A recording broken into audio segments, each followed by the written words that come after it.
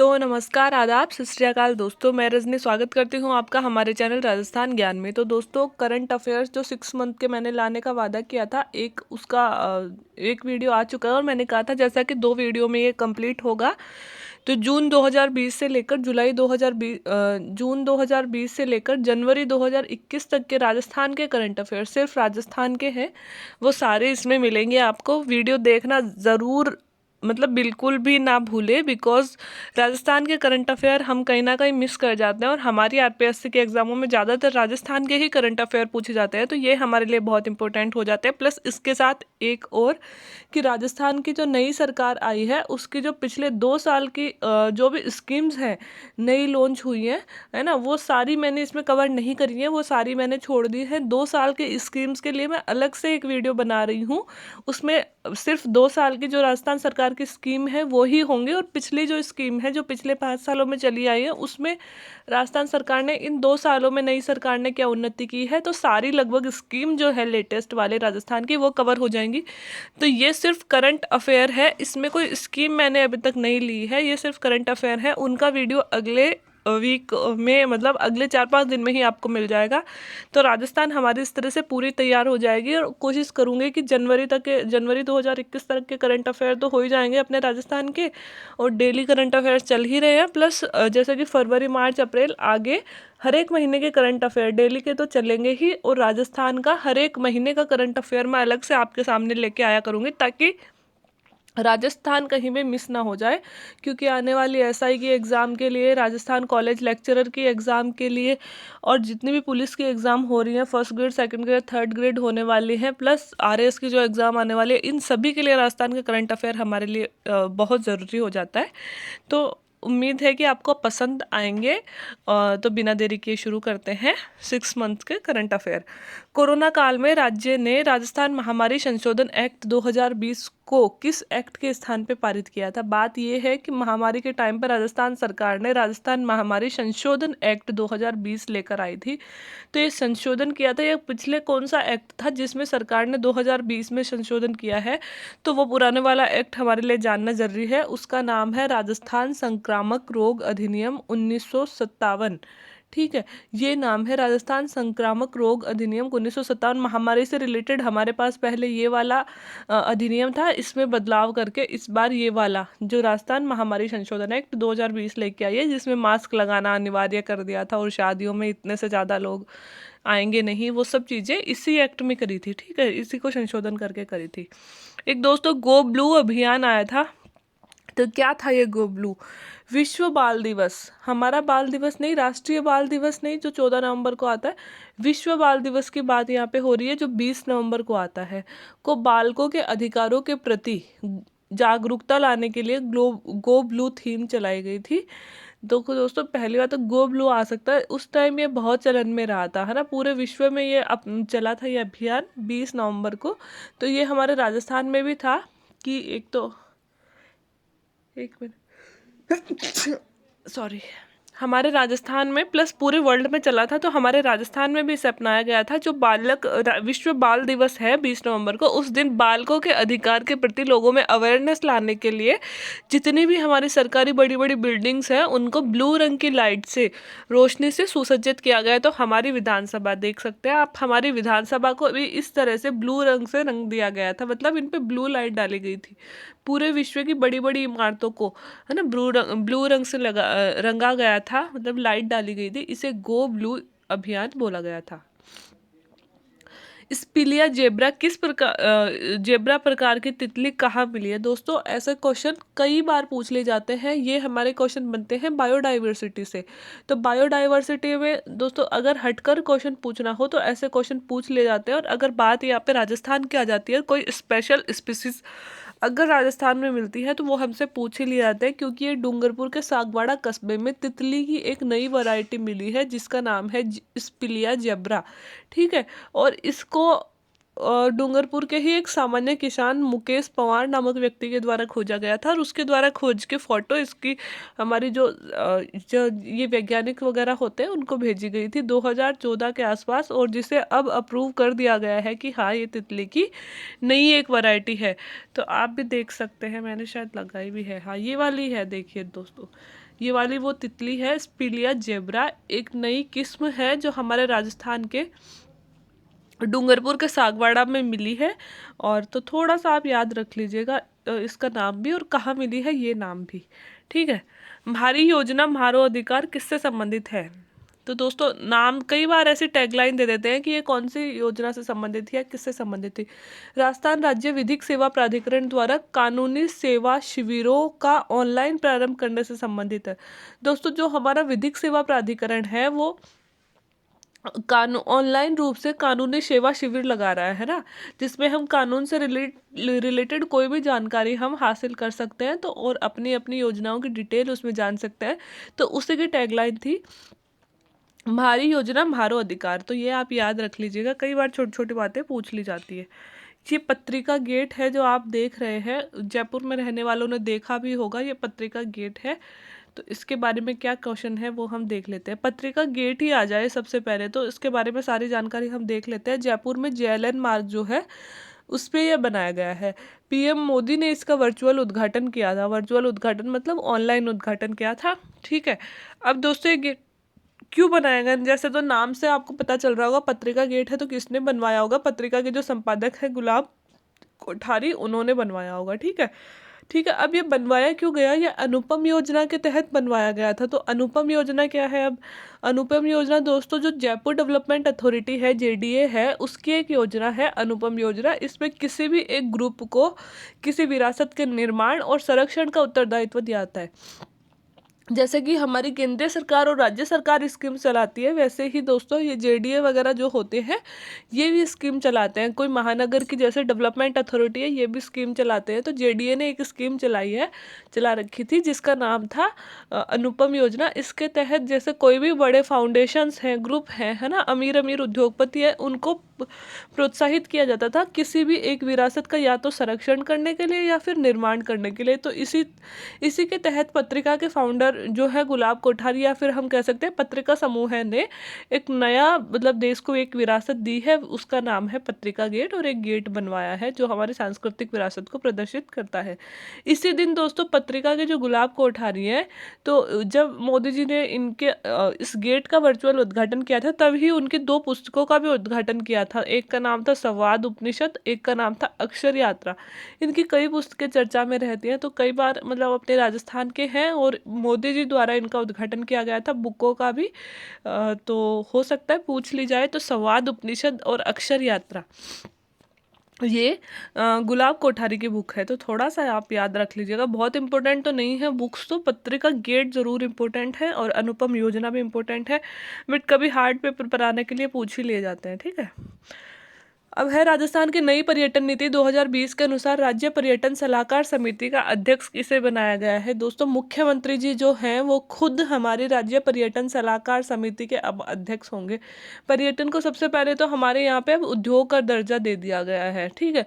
अब पर्यटन के विकास के लिए नई पर्यटन नीति लाई गई है 2020 में, है ना, और इसके अनुसार सबसे बड़ी बनाई गई है पर्यटन सलाहकार समिति। और सलाहकार समिति के अध्यक्ष कौन होंगे? खुद मुख्यमंत्री महोदय होंगे। जो भी हमारे मुख्यमंत्री बनेंगे वो इसके अध्यक्ष होंगे। दोस्तों इसका काम क्या होगा? पर्यटन के लिए सुझाव लाना, नए नए चीज़ें के आइडियाज़ लाना और उनको अप्रूवल देना, ठीक है। और इसके नीचे दोस्तों अलग अलग तरह के मतलब लेवल बना दिया गया है। राज्य लेवल पे तो ये वाली समिति होगी, फिर डिस्ट्रिक्ट लेवल पे दूसरी समिति होगी, है ना। इस पे कलेक्टर्स को, डिस्ट्रिक्ट लेवल पे जो समिति होगी उसमें कलेक्टर्स को राज्य में अपने ज़िले में टूरिज्म को डेवलपमेंट करने के लिए और ज़्यादा अधिकार अब दे दिए गए हैं। तो पर्यटन के विकास पे अपनी सरकार, राजस्थान सरकार अच्छा खासा ध्यान अब दे रही है। देश का पहला क्षेत्रीय जागरूकता केंद्र कहाँ बनाया गया है? तो हमारे लिए इसलिए इम्पोर्टेंट है दोस्तों, जयपुर में बनाया गया है देश का पहला क्षेत्रीय जागरूकता केंद्र। अब आप सोच रहे होंगे केंद्र है क्या, हमें ये भी पता होना चाहिए। तो हमारा जो केंद्रीय चुनाव आयोग है, अपना जो राज्य का नहीं, केंद्रीय राष्ट्रीय चुनाव आयोग है, उसके द्वारा स्थापित किया गया है ये क्षेत्रीय जागरूकता केंद्र। और इस केंद्र के द्वारा राजस्थान, पंजाब, हरियाणा और मध्य प्रदेश में मतदाता की शिक्षा और चुनाव में भागीदारी हेतु जागरूकता के प्रयास करेगा। स्थापित तो किया गया है जयपुर में, लेकिन संभालेगा यह 4 राज्यों को। कौन कौन से को? राजस्थान, पंजाब, हरियाणा और मध्य प्रदेश। काम क्या करेगा? यहाँ के मतदाताओं में चुनावी शिक्षा और चुनाव के प्रति जागरूकता लाना, है ना। तो क्षेत्रीय जागरूकता केंद्र, है ना, पहला बनाया गया है। और राज्यों में भी ऐसे बनाए जाएंगे, लेकिन सबसे पहले हमारे जयपुर में ये बनाया गया है, तो ये चीज़ याद आप रख लीजिएगा। ठीक है, आगे चलते हैं। इस सरदा बांध परियोजना द्वारा किस जिले में, एक मिनट, ईसरदा बांध परियोजना कौन से जिले में लगाई जा रही है? तो यह है दौसा और सवाई माधोपुर में, और बनास नदी पर यह निर्मित की जा रही है। तो दोस्तों, बनास नदी पर ईसरदा बांध परियोजना लाई जा रही है, और ये किन 2 राज्यों को लाभान्वित करने वाली है? तो दौसा और सवाई माधोपुर को यह लाभान्वित करने वाली है। दोस्तों, मैं बोल रही हूँ, अगर समझ में नहीं आ रहा है, कुछ कुछ फोटो ब्लर हो जाते हैं, तो आप, मैं बोल रही हूँ, सुन लीजिएगा, है ना, फिर साफ तरीके से लिख लेना। राजस्थान में 10 में से कितने नगर निगमों में महिला महापौर है? यहाँ लिखा हुआ है 10 में से कितने नगर निगमों में महिला महापौर है, महिला मेयर है ना। तो ये है बात कि कितने नगर निगमों में। अभी यहाँ पे टोटल, अभी अपने राजस्थान में दोस्तों टोटल 10 नगर निगम है ना। तो इसमें जयपुर में एक तो 7 संभागों में 7 तो हो ही गए जैसे, है ना। इसके अलावा जयपुर में 1 की जगह 2 बना दिए गए हैं, जयपुर में 1 की जगह, जोधपुर में 1 की जगह 2 बना दिए गए हैं, और कोटा में 2 बना दिए गए। ऐसे करके 10 टोटल संभाग बना दिए गए हैं। तो वर्तमान में अगर पूछे कि 10 में से कितने में महिला मेयर है, तो 6 में से महिला मेयर है। बहुत ही प्राउड की बात है हमारे लिए है। और जो लेटेस्ट महिला मेयर बनी है दोस्तों, वो बनी है जयपुर और जोधपुर में। तो औरों के चाहे नाम याद रखे ना रखे, जयपुर वाली दोनों महिला मेयर्स के नाम हमको याद रखने चाहिए, क्योंकि जयपुर हमारी राजधानी है। ऐसे नहीं है कि हम जयपुर में रहते हैं या फिर जयपुर बड़ा सिटी इसलिए नहीं, जयपुर हमारी राजधानी है, तो वहाँ के दोनों महिला मेयर हमें याद होनी चाहिए। जयपुर हेरिटेज की है ममता गुजर, और जयपुर ग्रेटर की है सौम्या गुजर। सॉरी, ये मुनेश आएगा दोस्तों, मुनेश गुजर है, क्या है, मुनेश, गलती से ममता लिख दिया। मुनेश गुजर, जयपुर हेरिटेज की मुनेश गुजर, और जयपुर ग्रेटर की है सौम्या गुजर।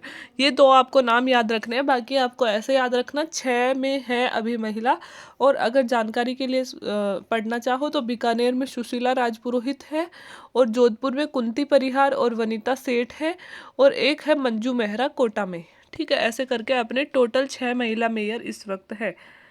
ये देखिए, हाँ, ये है सौम्या गुजर और मुनेश गुजर दोनों। ठीक है। राजस्थान के राजस्व मंत्री कौन है? राजस्थान के राजस्व मंत्री है दोस्तों हरीश चौधरी, और राज्य राजस्व मंत्री जो इनके अंडर में एक और मंत्री होते हैं जो इनके अंडर में काम करते हैं, वो है भंवर सिंह भाटी। तो थोड़ा सा ये याद रख लीजिएगा, कई बार मंत्रियों के नाम भी पूछ लिए जाते हैं। राजस्थान के बीकानेर जिले में हाल ही में किस कंपनी को तेल और गैस की खोज के लिए ब्लॉक आवंटित किए गए हैं? नई कंपनी आई है दोस्तों, नई तो क्या है, पहले से भी कर रही थी, लेकिन अभी और ब्लॉक इसे आवंटित कर दिए गए हैं। वो कौन सी कंपनी है? वो है ओएनजीसी। और कहाँ पे ब्लॉक आवंटित किए गए हैं? बीकानेर में। तो ओएनजीसी को और नए ब्लॉक आवंटित किए गए हैं। हाल ही में राजस्थान सरकार ने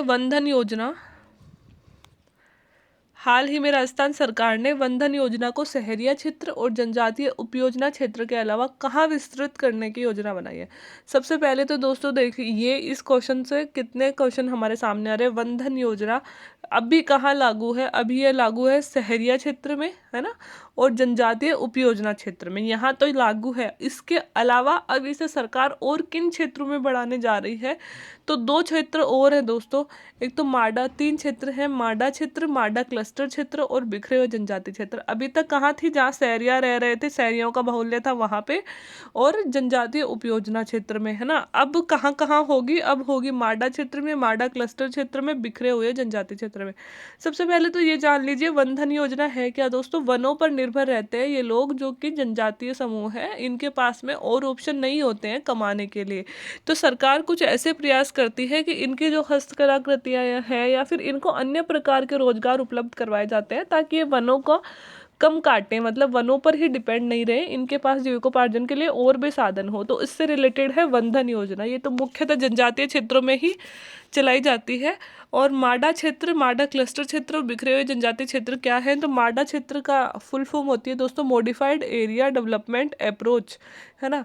अब माडा क्षेत्र किस क्षेत्र को घोषित किया जाता है? माडा क्षेत्र जहाँ 10,000 कि जनसंख्या वाले क्षेत्र में अगर 50% लोग जनजाति हों, अगर कहीं 10,000 जनसंख्या है और उसमें 50% मतलब 5,000 जनसंख्या अगर जनजातीय हो तो उसे माडा क्षेत्र घोषित कर दिया जाता है। और माडा क्लस्टर क्षेत्र कौन से होते हैं? माडा क्लस्टर क्षेत्र में 50,000 जनसंख्या में से 50% जनजातीय हो।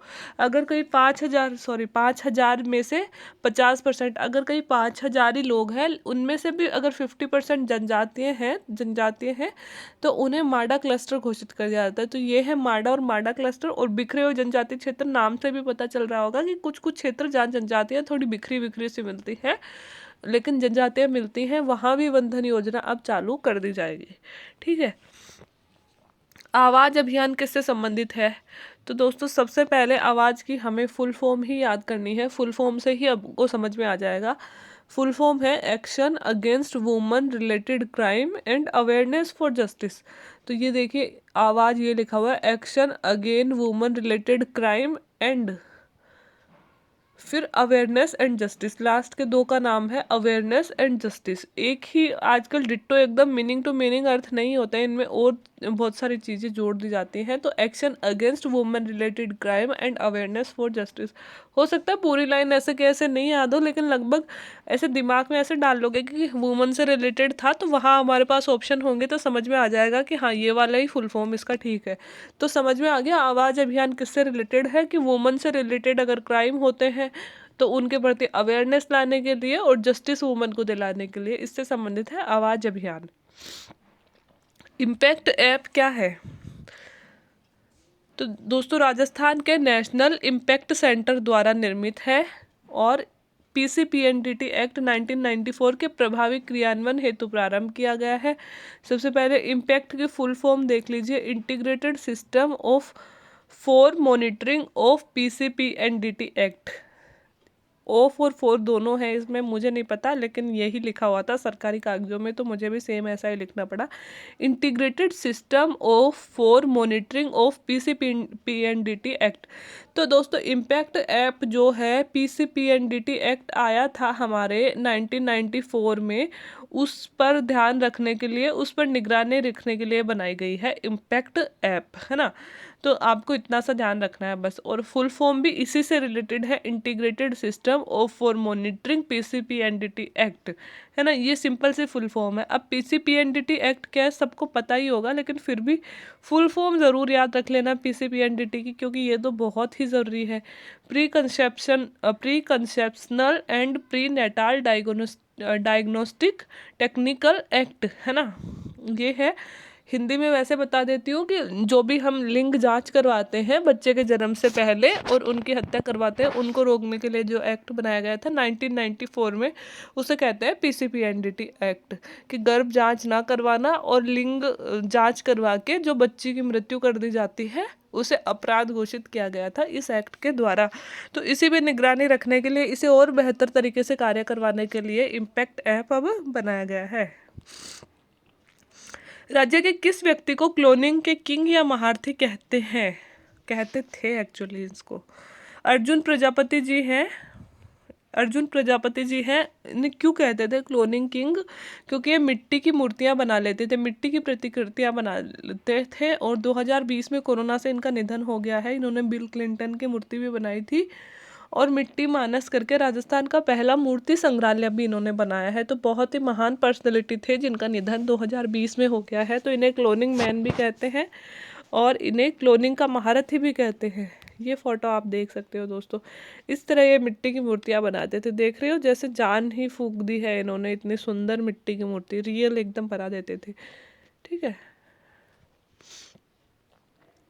नई सोच नए आयाम किससे संबंधित है? तो दोस्तों ये राजस्थान के राज्यपाल के कार्यकाल 1 वर्ष पूरा होने पर एक पुस्तक प्रकाशित की गई है जिसको नाम दिया गया है नए सोच नए आयाम। हमारे जो राज्यपाल हैं कलराज मिश्र, उनका 1 वर्ष का कार्यकाल पूरा होने पर यह बुक पब्लिश की गई है, तो इसका नाम है। ठीक है। राजस्थान में फास्टेस्ट मूविंग सिटी का अवार्ड किसे मिला है? फास्टेस्ट मूविंग सिटी वो वाला सिटी नहीं है जो भिवाड़ी मैंने कल परसों ही पढ़ाया था, जो ये डेली के करंट अफेयर आते हैं। ये फास्टेस्ट मूविंग सिटी किस में, स्वच्छता सर्वेक्षण में। मतलब स्वच्छता सर्वेक्षण में पिछले परिणाम के मुकाबले एकदम से बहुत तेज ग्रोथ की है ना। ऐसा कौन सा शहर है, तो वो है दोस्तों जोधपुर शहर। इनकी जोधपुर की रैंक थी, अब मैंने रैंक यहाँ पे लिखी नहीं है, 243वीं कुछ थी जैसे 2019 में, और इस बार घटकर 42वीं आ गई। मतलब ये एग्जैक्ट नहीं है डाटा, लेकिन ऐसा ही कुछ था, ठीक है। मतलब इसने बहुत फास्ट मूव किया है किस क्षेत्र में, स्वच्छता के क्षेत्र में। पहले बहुत नीचे था और एकदम से रैंक बहुत ऊंची हो गई, इसलिए इसे स्वच्छता सर्वेक्षण में फास्टेस्ट मूविंग सिटी का की रैंक इसे मिली है। इंदिरा रसोई योजना पहले भी शायद मैं कई बार पढ़ा चुकी हूँ, और योजना पढ़ेंगे उसमें भी आ जाएगी। राज्य सरकार द्वारा इसके तहत 8 रुपये में थाली दी जाती है, और राज्य के 213 नगर निकायों में यह प्रारंभ की गई है। इसकी टैगलाइन है कोई भी भूखा ना सोए, ठीक है। और 22 जून 2020 को जो ही कोरोना काल अपना खत्म हुआ था, लॉकडाउन खत्म होने को था, उस टाइम पे यह प्रारंभ की गई थी। 100 करोड़ रुपए प्रतिवर्ष इस पे खर्च होंगे, और 1 ग्राम थाली में 100 ग्राम दाल, 100 ग्राम चावल, 250 ग्राम रोटी और अचार, ये सब चीज़ें इसमें होंगी। तो सभी भूखे लोगों के लिए जिनके पास खाना नहीं होता, 8 रुपये देकर वो एक अच्छी प्लेट खाने की पा सकते हैं। और उसकी टैगलाइन भी यही दी गई है, कोई भूखा ना सोए। इसकी छोटी सी फोटो भी डाली है। इस तरह की दोस्तों कैंटीन लगा दी जाती है। पहले जो गाड़ी होती थी ना, उसकी जगह अब ऐसे कैंटीन डेवलप कर दी गई है, और इस तरह से इसमें खाना दिया जाता है। आप देख रहे हैं इसमें दाल है, सब्जी है, रोटी है, ये सब इसमें दिया जाता है। निक्की चैट बोर्ड किससे संबंधित है? निक्की चैट बोर्ड शाला दर्पण से संबंधित है। शाला दर्पण क्या होता है? शाला दर्पण होता है स्कूल के जो टीचर होते हैं, सरकारी जो टीचर होते हैं, उन मतलब उनका काम करने के लिए एक ऐप होता है, वो सारा काम शाला दर्पण में ही करते हैं। लेकिन इसमें एक निक्की चैट बोर्ड जोड़ा गया है। ये क्या काम करेगा? अभिभावकों और बच्चों के लिए संबंधित समस्याओं का जवाब निक्की चैट बोर्ड के तहत समाधान किया जाएगा। यह एआई आधारित चीज़ है। अब मैं आपको सिंपल सी लैंग्वेज में बताती हूँ कि कई बार अपन कोई ऑनलाइन सर्विस ले रहे हैं, जैसे मान लो कि फ्लिपकार्ट, अमेजोन, मिंत्रा, इनसे अपन कपड़े मंगवा रहे हैं, ठीक है। अब वो कपड़े अपन को रिटर्न करने हैं, अपन ने रिटर्न भी कर दिए, रिटर्न सबको करने आ रहे होंगे, है ना। अब कुछ कंपनियां उनमें ऐसे होती है जिसमें अपन अगर मान लो रिटर्न हमने कर दिया और हमारा कैशबैक नहीं आया, जो हमें पैसे मिलने थे वो मिले नहीं है, तो अपन क्या करते हैं, या तो कस्टमर केयर को कॉल करेंगे, है ना। लेकिन कुछ कंपनीज ऐसी होती हैं कि हम कस्टमर केयर को डायरेक्ट कॉल नहीं कर सकते। वहाँ पे एक असिस्टेंट कॉल, मतलब एक हेल्पलाइन असिस्टेंस एक नंबर होता है, उस पर अपन डायरेक्ट जाके चैट कर सकते हैं।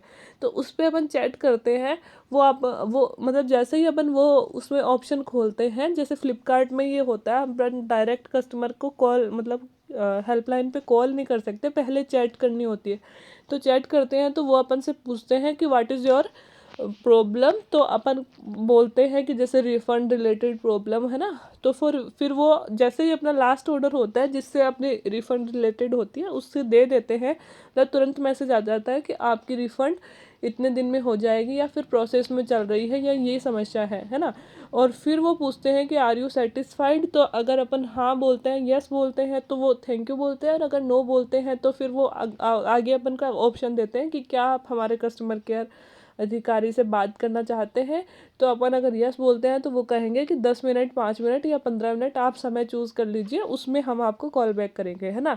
तो ये सारी, वहाँ पे कोई पर्सन नहीं बैठा है अपने लिए, ये सारी वो एआई टेक्नोलॉजी होती है, आर्टिफिशियल इंटेलिजेंस होता है। कंप्यूटर में डेटा फीड होते हैं, हमारे सारे डेटा कि हमने क्या ऑर्डर किया था और हमारे किस चीज़ में क्या मैटर चल रहा है ना।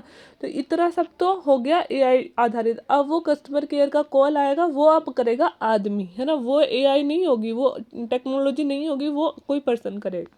कि अगर हम आर्टिफिशियल टेक्नोलॉजी से सेटिस्फाई हो गए चैट से तो ठीक है, और नहीं हो रहे हैं तो फिर कोई पर्सन अपने को कॉल करके समझाएगा कि आपकी ये प्रोसेस चल रही है, और ऐसे सेटिस्फाई मतलब अपन हो जाते हैं। तो ऐसी जैसी ये चैट होती है ना, वैसी same chat Nikki chat board के नाम से शुरू की गई है शाला दर्पण पोर्टल पे। कि जैसे कि कोरोना के बाद में अभिभावकों को बहुत सारी प्रॉब्लम्स आई हैं, बच्चों को, अभिभावकों को, कि कब स्कूल में जाना है, कैसे करना है, सोशल डिस्टेंसिंग कैसे रखनी है ना, सब कुछ। तो मम्मी पापा को भी और बच्चों को भी कोई भी समस्या हो तो इस चैट बोर्ड के जरिए हम टीचर से बात कर सकते हैं और अपनी समस्याओं का सोल्यूशन पा सकते हैं। तो ये है निक्की चैट बोर्ड। और दोस्तों राजस्थान में किस शिक्षक को राष्ट्रीय शिक्षक पुरस्कार 2020 प्राप्त हुआ था? तो गीता कुमारी जी हैं बाड़मेर की, उनको राष्ट्रीय शिक्षक पुरस्कार 2020 प्राप्त हुआ था। उन्होंने बहुत अच्छा काम इसमें किया था। प्रोफेसर कुहाड़ समिति किससे संबंधित है? ये विश्वविद्यालय की परीक्षाओं से संबंधित थी दोस्तों। पहले कई तरह के निर्णय किए गए थे कि एग्जाम नहीं करवाई जाएंगी, फर्स्ट ईयर वालों को सेकंड ईयर में प्रमोट कर दिया जाएगा, सेकंड ईयर को थर्ड ईयर में प्रमोट कर दिया जाएगा। इतने जो भी डिसीजन लिए हैं इन्होंने, लास्ट में हुआ कि एग्जाम करवाई जाएंगी, है ना। तो ये डिसीजन लेने वाली थी प्रोफेसर कुहाड़ समिति। तो थोड़ा सा चर्चा में रही थी, तो थोड़ा सा आप याद रख लीजिएगा। राजा मानसिंह विवाद किससे संबंधित है दोस्तों? राजा मानसिंह विवाद 1985 में विधानसभा चुनाव में कांग्रेस के उम्मीदवार थे बृजेंद्र सिंह, ये तो थे कांग्रेस के बृजेंद्र सिंह, है ना। और शिवचरण माथुर उस टाइम अपने सीएम थे, वो भी कांग्रेस के ही थे। और उनके प्रतिस्पर्धी थे राजा मानसिंह, और मानसिंह की पुलिस के द्वारा सारे बाजार हत्या कर दी गई थी, है ना। वो विवाद था 1985 का। उस पर अब तक मुद्दा चला ही आ रहा था, और अब जाके 2020 में इनके अपराधियों को सजा मिली है। कुछ पुलिस वाले भी इसमें थे कन्विक्ट, उनको सजा मिली है। तो वो राजा मानसिंह, थोड़ी स्टोरी मैं आपको बता ही देती हूँ। जो बृजेंद्र सिंह थे ये कांग्रेस के उम्मीदवार थे, ठीक है। और राजा मानसिंह जो थे ये अपने जयपुर वाले राजा मानसिंह नहीं है, ये उधर भरतपुर साइड के राजा मानसिंह है, ठीक है। भरतपुर या धौलपुर कहीं के थे, एग्जैक्ट मुझे याद नहीं है। ये उनके प्रतिस्पर्धी थे, है ना। और कई सालों से विधायक भी थे उस इलाके के। तो बृजेंद्र सिंह जैसे इनके विपक्ष में खड़े हुए थे, और दोनों अपना अपना चुनाव प्रचार कर रहे थे। तो वहाँ के जो एक वहाँ शायद किला है कोई, तो उस किले पे झंडा फहराना था। तो बृजेंद्र सिंह ने क्या किया कि मान सिंह जी का जो झंडा था उसको उतार कर अपनी पार्टी का झंडा वहाँ पे फहरा दिया। अब मान सिंह जी थोड़े धाकड़ पर्सन थे, उनको गुस्सा आ गया, तो वो जाके उस झंडे को हटा के अपने कार्यकर्ताओं के साथ जाके उस झंडे को हटा के, और मतलब हटा दिया उस झंडे को। और उसी दिन कोइंसिडेंस से हुआ कि शिवचरण माथुर जी जो हैं वो आए थे अपने प्रत्याशी बृजेंद्र का प्रचार करने के लिए उस इलाके में। मान सिंह जी गुस्से में थे, और शिवचरण माथुर जी अपने प्राइवेट हेलीकॉप्टर से आए थे। इन्होंने अपनी जीप ले जाके इनके हेलीकॉप्टर को भिड़ा दी, और फिर जहाँ पे इनका प्रोग्राम चल रहा था, कोई स्कूल वगैरह थी, वहाँ पे मंच पे जाके भी कुछ तोड़फोड़ वगैरह करी।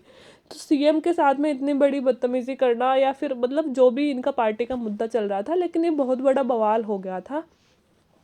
उस टाइम तो मान सिंह जी चले जाते हैं, लेकिन फिर अगर सीएम के साथ में कोई इतनी बड़ी बात होती है तो फिर आगे पुलिस पे बहुत प्रेशर आया वहाँ की पुलिस पे कि मान सिंह को पकड़ा जाए। और मान सिंह भी कम नहीं थे, वो बहुत ही मतलब उस इलाके के फेमस पर्सनैलिटी थे। तो अगले दिन मान सिंह की रैली निकल रही थी बाजार में ही, तो वहाँ के डीएसपी और एसपी मतलब बड़े बड़े अधिकारी अपने पूरे पुलिस बल के साथ में इनको पकड़ने गए, मान सिंह जी को।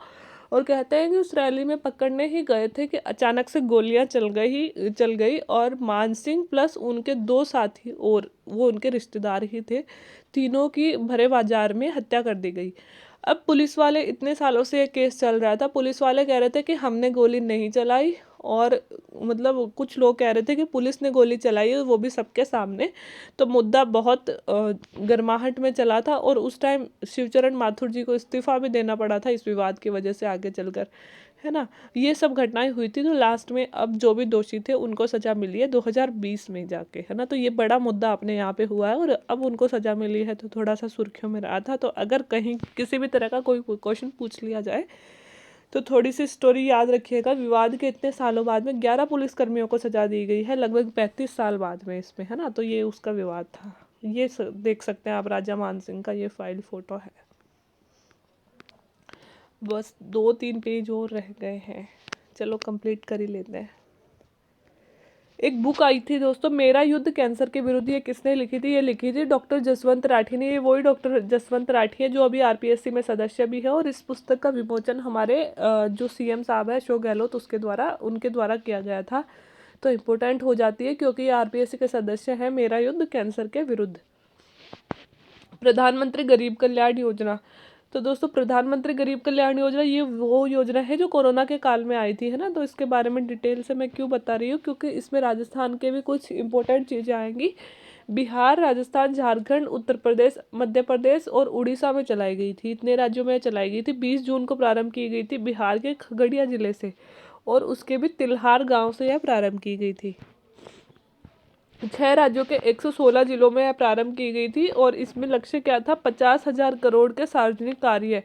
मतलब 50,000 करोड़ तो इसलिए दिए गए थे कि काम करवा कर 50,000 करोड़ का काम करवा कर लोगों को पैसा देना है। 125 दिन हर एक व्यक्ति को रोजगार दिया जाएगा, प्लस 25 कार्य उसमें करवाए जाएंगे, है ना। कम से कम 25,000 श्रमिकों को काम देने का इसमें लक्ष्य रखा गया था और राजस्थान के इसमें 22 जिले शामिल थे। इम्पोर्टेंट हमारे लिए ये है कि प्रधानमंत्री गरीब कल्याण योजना में हमारे कितने जिले थे, 22 जिले शामिल थे, ठीक है। 25,000 श्रमिकों को काम दिया गया था, इसके थ्रू 125 दिन काम करवाया गया था और 25 तरह के कार्य थे। 50,000 करोड़ के सार्वजनिक कार्य करवाने का लक्ष्य रखा गया था, ठीक है। राज्यसभा में उपस्थित राजस्थान की 10 सीटों पर कौन है, तो इतना डीप में आपको पढ़ने की जरूरत नहीं है, लेकिन कई बार पूछ ले जाते हैं तो थोड़ा थोड़ा सा देख लीजिए दोस्तों।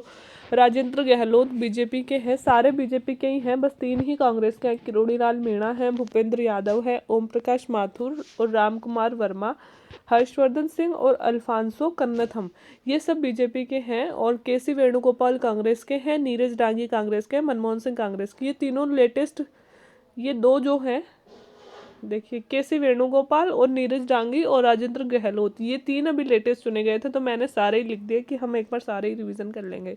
तो 2020 में तो ये तीनों राज्यसभा के सदस्य चुने गए थे। और मनमोहन सिंह जी जो हमारे पूर्व प्रधानमंत्री भी रहे हैं, वो भी इस बार कांग्रेस के साइड से हमारे राज्यसभा के सदस्य हैं, राजस्थान से इस बार है। तो ये है दोस्तों गरीब कल्याण योजना। अगर आप स्कीम देखना चाहो तो इस फोटो में आप देख सकते हो। ये इम्पोर्टेंट है, राजस्थान के किस राज्य में, भारत के किस राज्य में दुनिया का तीसरा बड़ा क्रिकेट स्टेडियम बनेगा। तो दोस्तों यह है राजस्थान का चौंप गांव, 41.47 हेक्टेयर भूमि पर यहाँ पे एक स्टेडियम बनाया जाएगा। अब तक के सबसे बड़े स्टेडियम की अगर बात करें तो वह सूरत का मोटेरा स्टेडियम है, जिसमें नमस्ते ट्रंप वाली वो रैली भी हुई थी जब ट्रंप साहब इंडिया में आए थे। और दूसरे बड़े स्टेडियम की बात करते हैं तो मेलबोर्न ऑस्ट्रेलिया में है दूसरा बड़ा स्टेडियम। और अगर तीसरा बड़ा स्टेडियम अब कहाँ बन रहा है, राजस्थान के चौंप गाँव में बन रहा है। राजस्थान के किस शहर में अल्ट्रा मेगा सोलर पार्क लगेगा। तो दोस्तों पार्क लगेगा जैसलमेर में और इसकी क्षमता होगी 10,000 मेगावाट बिजली का उत्पादन ये करेगा।